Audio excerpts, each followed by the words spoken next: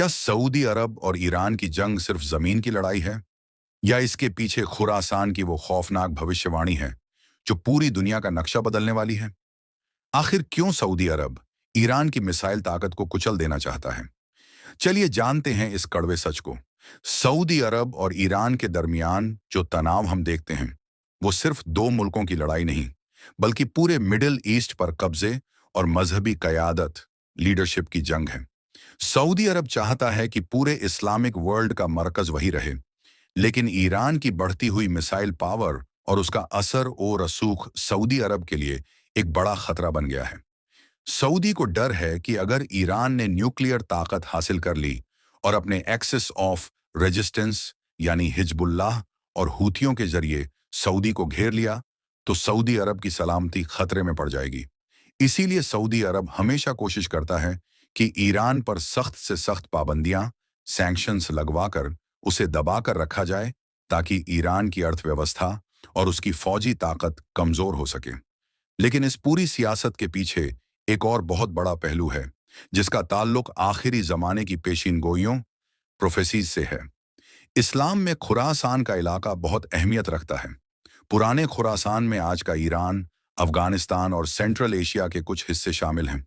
हदीसों में आता है कि आखिरी जमाने में खुरासान की तरफ से स्याह झंडे, काले झंडे निकलेंगे, जिन्हें कोई रोक नहीं सकेगा, और वो आखिरकार बैतुल मुक़द्दस यरूशलेम में गाड़े जाएंगे। कुछ लोग इन इशारों को ईरान की मौजूदा फौजी ताकत और उसके मकसद से जोड़कर देखते हैं। ईरान के पास जो मिसाइलों और ड्रोन्स का जखीरा है, ईरान हमेशा ये कहता है कि उसका असली मकसद कुद्स, यरूशलेम को आज़ाद कराना है। सऊदी अरब और उसके इत्तेहादी साथी इस बात से चौकन्ना रहते हैं, क्योंकि अगर खुरासान का ये लश्कर उठता है, तो वो पूरे मिडिल ईस्ट के पुराने निज़ाम को बदल देगा। ईरान के पास सिजिल और शहाब जैसी मिसाइलों का होना और उनका रुख हमेशा पश्चिम और इजराइल की तरफ होना, इस बात की तरफ इशारा करता है कि ईरान खुद को उस अजीम लश्कर का हिस्सा समझता है। सऊदी अरब इसलिए भी ईरान को दबाना चाहता है, क्योंकि वो नहीं चाहता कि इस खित्ते इलाके में कोई ऐसी ताकत उभरे जो सऊदी की बादशाहत को हिला दे।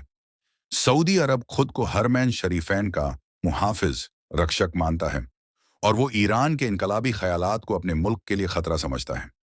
इन दोनों मुल्कों की ये दुश्मनी सिर्फ जमीन की नहीं, बल्कि अकीदे और मुस्तकबिल भविष्य की जंग है। आखिर में सवाल ये पैदा होता है कि क्या वाकई हम उस जमाने की तरफ बढ़ रहे हैं जिसका जिक्र हदीसों में मिलता है? क्या ईरान की ये मिसाइल पावर और खुरासान से उठने वाला ये तूफान दुनिया का नक्शा बदल देगा? ये एक ऐसी हकीकत है जिस पर पूरी दुनिया की नजर है। ईरान की तैयारी और सऊदी की रोक टोक, ये सब मिलकर एक बड़े टकराव की तरफ इशारा कर रहे हैं, जो शायद आने वाले कुछ ही सालों में सबके सामने साफ हो जाएगा। अगर आपको लगता है कि हक़ की इस आवाज को दूर दूर तक पहुंचना चाहिए, तो इस वीडियो को लाइक जरूर करें और ज्यादा से ज्यादा लोगों तक शेयर करें, ताकि उम्मत के लोग जाग सकें। अपनी राय कमेंट में जरूर दें। आज के लिए बस इतना ही। दुआओं में याद रखिएगा। खुदा हाफिज।